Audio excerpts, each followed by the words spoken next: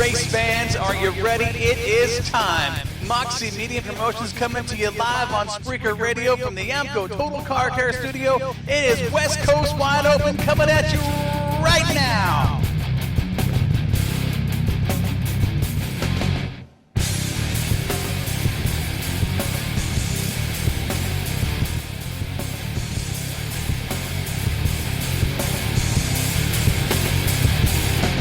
You may be looking at history tonight.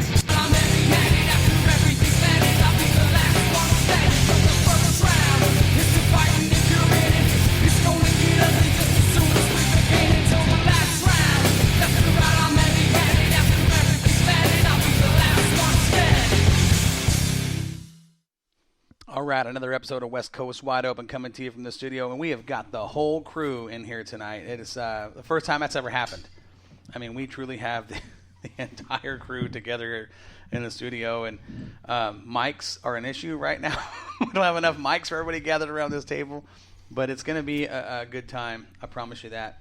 We had a lot to talk about, and we're going to try to get through it as fast as we can. We know people got things to do and working on race cars and all that good stuff. I want to get Mike Patterson on here tonight to talk about Bakersfield. They got some stuff coming up. He was supposed to call in. We were supposed to be on the air already, but we tried a new little setup here on some of the mics. So we are making some adjustments as we speak. But go ahead, guys. Welcome to the show. Let's talk about your week. Ed, I want to start with you. How's your week been? Well, my week's been pretty good. I mean, after I got home at 6:30 the other morning, I think I jumped into bed, rustled the sheets, jumped right back out, started remodeling the bathroom and finishing up what I'd been doing.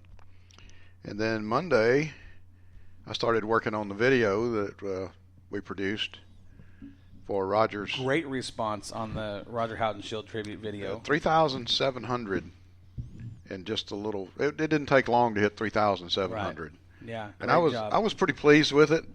It's not the best that I've done, but I think it's one of the best that we've got out there. What I thought was cool was how you hovered over the cars for 2 laps. I mean, that was kind of cool how you did that, and the first time we've actually done that. Yep. First time we've done the chase. Yes. Very interesting. It was cool. I think we should do some more of that. I liked it. I thought it was great. Well, that new drone is just fantastic. It's one of the best drones I think I've ever flown.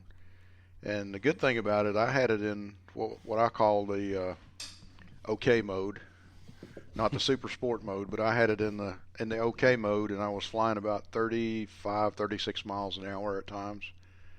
But I didn't want to go into the super sports hot rod pro mod mode because that's when it jumps to about 45 miles an hour, and I was hanging out going around the turns, actually. That's just the way it flies, because we call those rudder turns. It's not like flying an airplane. You don't have ailerons, but you use your rudder to make the turns, and you're actually sliding through the air sideways, making that turn until it finally pulls itself straight. But now I was really moved by that tribute, and the fans was really into it. They stood up. It was very honorable, and I thought right there at the last, to me, it was more of a patriotic thing.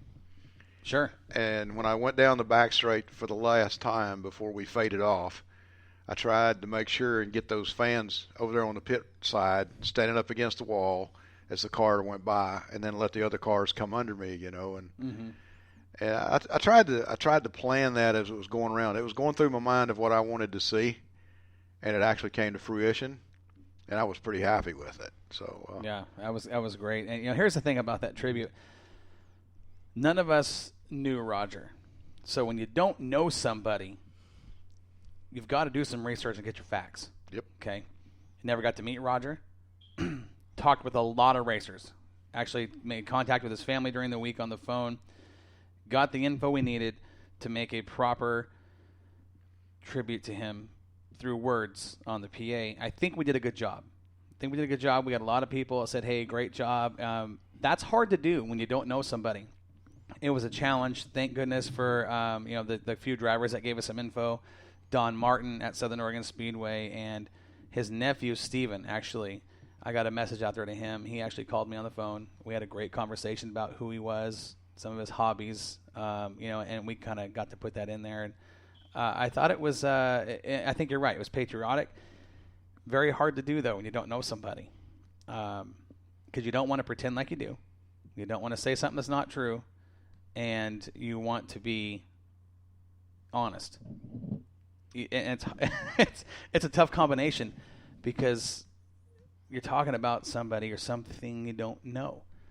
So you've really, really got to do your research and understand what you're talking about. And it was tough, but it was awesome. The fans' response, I thought was, like Ed said, very touching. He was a very, very well respected man at that racetrack and in the racing community in that area. And you know, I got even on the video after it was posted, I shared it a couple times. Sure. Well, it got shared all over. And I think it was Jeff that replied and said thank you very much from the family. Yes. And that really made me feel good because I was trying to get emotion into the video, you know, to make sure that I portrayed what the people were feeling and what you were talking about. You know, so I'm listening to you and flying the drone, and I'm trying to get it.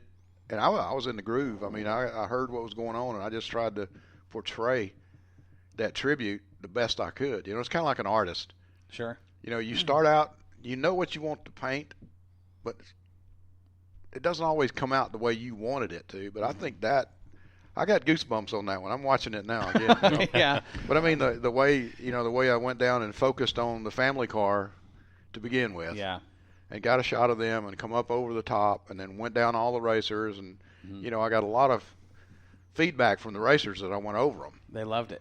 You know, and They then loved it. I turned around and I just wanted it to be something special. Well, I think mission accomplished. You know, And it did. Yeah, when the family. Yeah, look at the goosebumps. Yeah, boy, oh boy. When We're the gonna family slip gets that a on. hold of you and says thank you, I think you've done something Yeah, right. that made my day right there. It made it all worthwhile. Fantastic, Gary. How was your week? I know you're all over the state with what your your job requires, and you barely slid into the studio here. I mean, it's kind of one thing we were staying off the air, waiting for you to get here.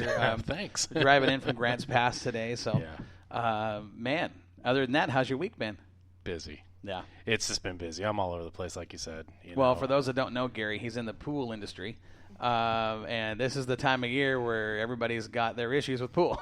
Yep. Oh, yeah. I got to see some of that action firsthand not long ago. And, you know, Gary was talking. He says there's a very, very limited amount of people in the country that do what Gary does. And Gary is kind of the guy at the top of the list. I mean, he's got manufacturers calling him, asking him to solve problems. And I took a ride with him we went down to Southern Oregon, we had the Roseburg area. Actually went to a community pool down there, and I had no idea what pool systems consist of. It's crazy, you guys. If Gary asks you to do a ride along with him and go with him and check it out. There are pipes and pumps and filters and computers and More pumps and more pipes. It is unbelievable and so we walk in and I'm thinking, whoa, this is not what I thought it was. This is crazy. We're in this brand new section of this community pool and all these new lines and pumps and everything's brand new. And I'm thinking, wow, this is pretty cool. And I'm talking to Gary and he goes, yeah, this is for the 2 little spas.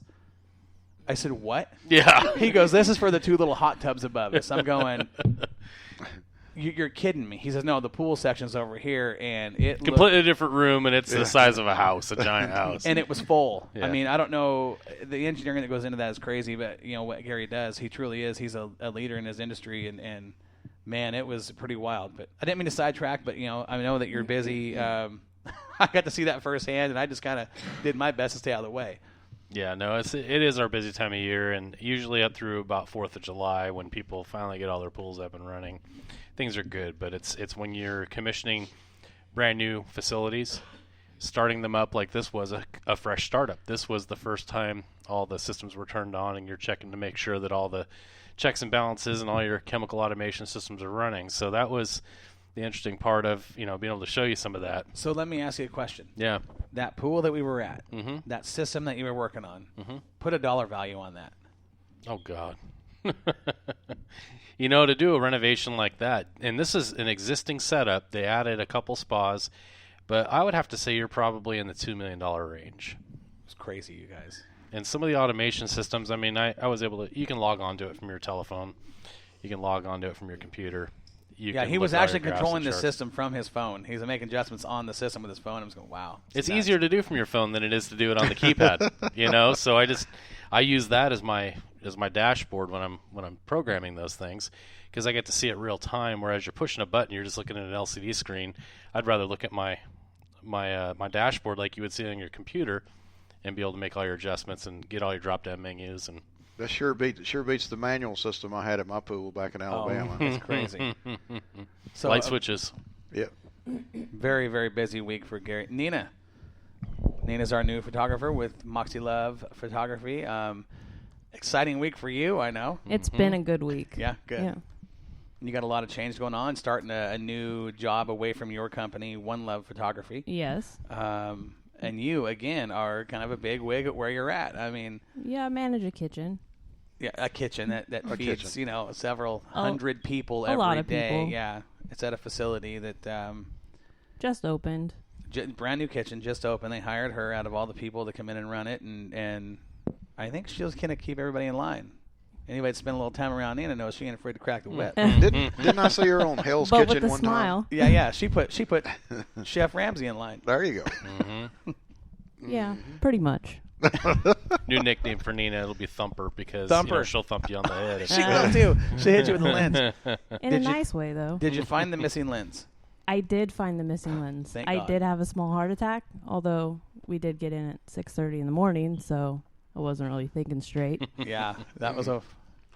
No, But- it wasn't just you, honey. It was all of us. The walking zombies. It was Yeah. fun. It was fun. I know Sandy's had a stressful week with her job. She's works in the. For those that don't know, Sandy, away from the racetrack, she works in the medical industry and does a lot with records and Coding medical records, Corey. coding medical records. I read. How long have you been married? So here's the thing. What she does at work is so you guys know Sandy. We all know Sandy here. You Yeah. guys know the heart that she has. She has to read about people's problems all day long. People dying, kids, pregnant ladies, people that are out of